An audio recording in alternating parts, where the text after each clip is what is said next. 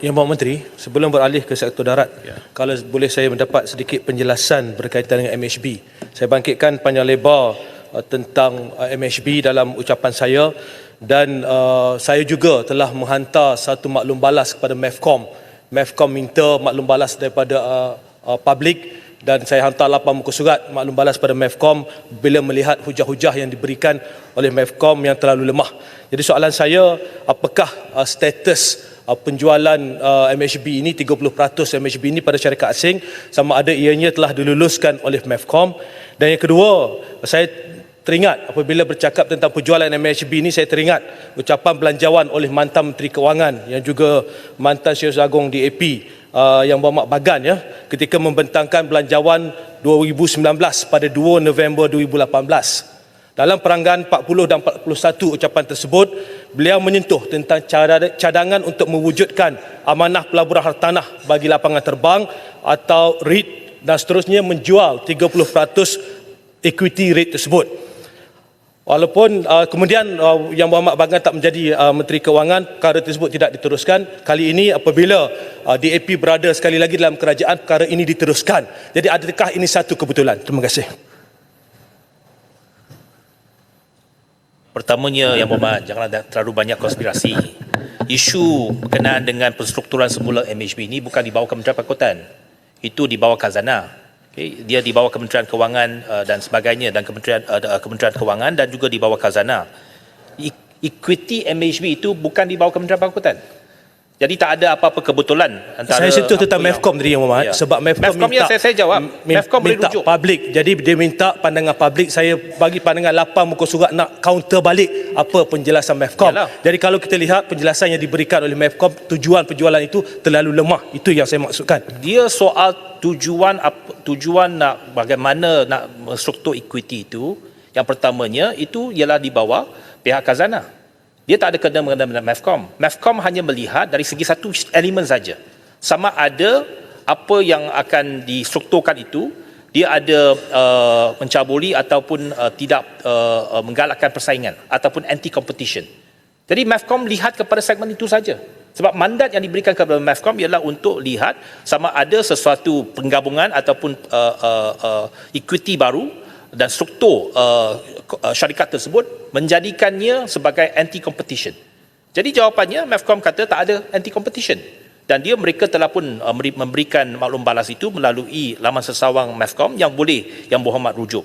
Dan pada ketika ini masih boleh memberikan pandangan balas. Keputusan telah dibuat oleh MEFCOM dan telah dipaparkan dalam laman sesawang MEFCOM yang orang ramai boleh merujuk kepada keputusan tersebut. Yang Berhormat, tak betul kalau kata dalam MEFCOM punya dokumen itu anti-competition saja. Saya baca dalam dokumen MEFCOM ni, hujah pertama adalah berkaitan dengan keperluan suntikan modal penyelenggaraan yang tertangguh. Yang ini saya katakan tadi, sebelum ni banyak kali saya berhujah.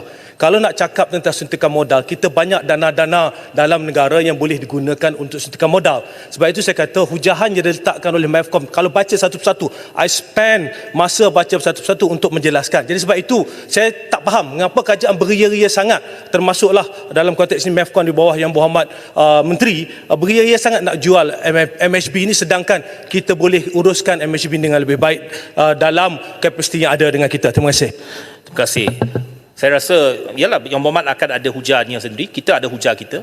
Seperti yang kita katakan, ini bukan soal penjual MHB. MHB kekal di bawah pegangan kerajaan. 70% akan dikuasai oleh kerajaan melalui Khazanah dan EPF. Cuma equity asing itu memang sekarang pun ada equity asing. Bukan sekarang tak ada equity asing, Yang Berhormat. Yang Berhormat betul, tapi MHB sekarang di state company. Equity asing sekarang dipegang oleh lebih daripada 200 orang. Lebih daripada 200 orang. Itu yang Berhormat tak perlu jelaskan bahawa sekarang ini equity asing dipegang oleh satu syarikat.